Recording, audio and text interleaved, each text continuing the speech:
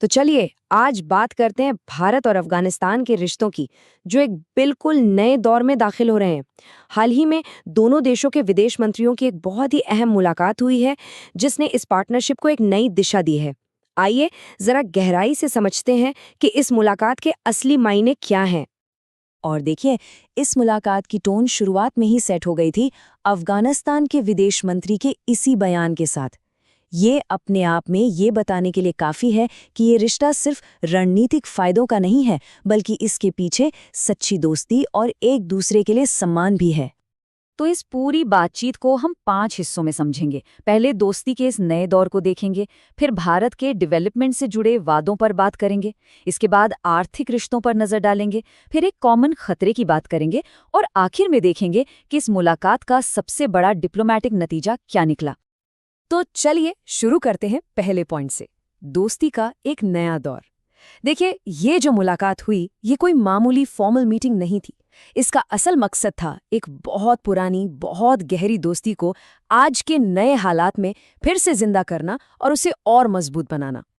और ये मीटिंग नई दिल्ली में हुई, मतलब आमने सामने बैठकर। देखिए, आज के ज़माने में जब सब कुछ ऑनलाइन होता है, तब इस तरह की इन पर्सन मीटिंग की अहमियत और भी बढ़ जाती है। ये एक दूसरे को समझने और साथ मिलकर काम करने का एक ठोस जरिया बनती है, जो दोनों देशों के लिए बहुत ही जरूरी है। तो यहाँ हम देख सकते हैं कि कैसे पुरानी दोस्ती की बुनियाद पर एक नई साझेदारी की इमारत खड़ी की जा रही है। मतलब जो पुराने रिश्ते हैं, उनका सम्मान तो है ही, लेकिन साथ ही साथ भविष्य में सहयोग के नए दरवाजे भी खोले जा रहे हैं। चलिए अब बात करते हैं उन ठोस कदमों की जो सिर्फ बातों तक सीमित नहीं हैं। मतलब भारत ने अफगानिस्तान के लोगों की मदद और वहां के विकास के लिए क्या-क्या वादे किए हैं। ये आंकड़ा अपने आप में काफी कुछ कहता है। भारत ने कुल 6 नई डेवलपमेंट प्रोजेक्ट्स पर काम करने का वादा किया है। ये दिखाता है कि भारत अफगानिस्तान की ज़रूरतों को लेकर कितना सीरियस है और एक ठोस प्लान के साथ आगे बढ़ रहा है।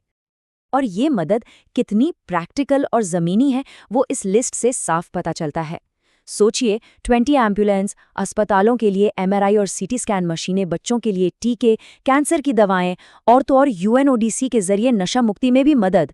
मतलब हर वो चीज़ जो सीधे सीधे वहाँ के लोगों की जिंदगी को बेहतर बनाए।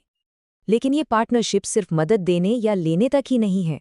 अब हम उस पहलू पर आते हैं जहां बात आपसी फायदे वाले आर्थिक और सांस्कृतिक रिश्तों की हो रही है। तो भविष्य का रोड मैप क्या है, वो इन 4 पॉइंट्स में दिखता है। पहला, अफगानिस्तान ने भारतीय कंपनियों को माइनिंग के लिए बुलाया है। दूसरा, काबुल और नई दिल्ली के बीच व्यापार और उड़ानें बढ़ाने पर जोर है। तीसरा, अफगान स्टूडेंट्स के लिए भारतीय यूनिवर्सिटीज़ में और ज़्यादा मौके तैयार करना। और चौथा, जो कि बहुत दिलचस्प है, वो है अफगान क्रिकेट टीम को भारत का सपोर्ट जारी रखना। और ऐसा नहीं है कि ये सब सिर्फ भविष्य की योजनाएं हैं, काम शुरू भी हो चुका है। अप्रैल 2025 में एक नया वीज़ा सिस्टम लाया गया, जिससे बिजनेस, मेडिकल और स्टूडेंट वीज़ा मिलने में पहले से ही तेज़ी आ गई है। ये एक बहुत ही प्रैक्टिकल कदम है, जिसका असर दिखना शुरू हो गया है। अब आते हैं इस साझेदारी के सबसे अहम और रणनीतिक पहलू पर, और वो है सुरक्षा। ये एक ऐसा मुद्दा है जहां दोनों देशों की चिंताएं और हित बिल्कुल एक जैसे हैं। और वो साझा खतरा क्या है? वो है क्रॉस बॉर्डर टेररिज्म। एक ऐसा खतरा जो दोनों ही देशों की तरक्की और खुशहाली के रास्ते में एक बड़ा रोड़ा है। दोनों ही मंत्रियों ने इस बात को माना और इससे मिलकर निपटने पर सहमति जताई।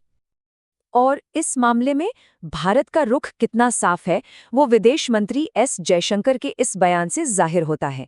उन्होंने साफ कहा कि हमें आतंकवाद के हर रूप से लड़ने के लिए मिलकर काम करना होगा। ये दिखाता है कि इस मुद्दे पर दोनों देश एक ही पेज पर हैं।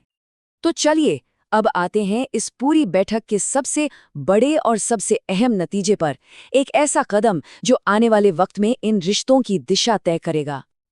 और वो बड़ा कदम ये है कि काबुल में जो भारत का टेक्निकल मिशन था, उसे अब अपग्रेड करके एक फुल फ्लेज्ड एम्बेसी, यानी कि एक पूर्ण दूतावास बना दिया गया है। ये एक बहुत बड़ा सिंबॉलिक और प्रैक्टिकल स्टेप है। ये दिखाता है कि अब दोनों देशों के बीच पूरी तरह से डिप्लोमैटिक रिश्ते बहाल हो चुके हैं और ये एक नए अध्याय की शुरुआत है। तो आखिर में ये पूरी बातचीत हमें एक बड़ी सवाल पर लाकर छोड़ देती है क्या भारत और अफगानिस्तान के बीच ये जो नई मजबूत होती साझेदारी है, ये सिर्फ इन 2 देशों तक ही सीमित रहेगी या फिर ये पूरे क्षेत्र में, पूरे रीजन में शांति और स्थिरता का एक नया मॉडल बन सकती है? इस सवाल का जवाब तो खैर वक्त ही देगा, लेकिन इस पर नज़रें सबकी बनी रहेंगी।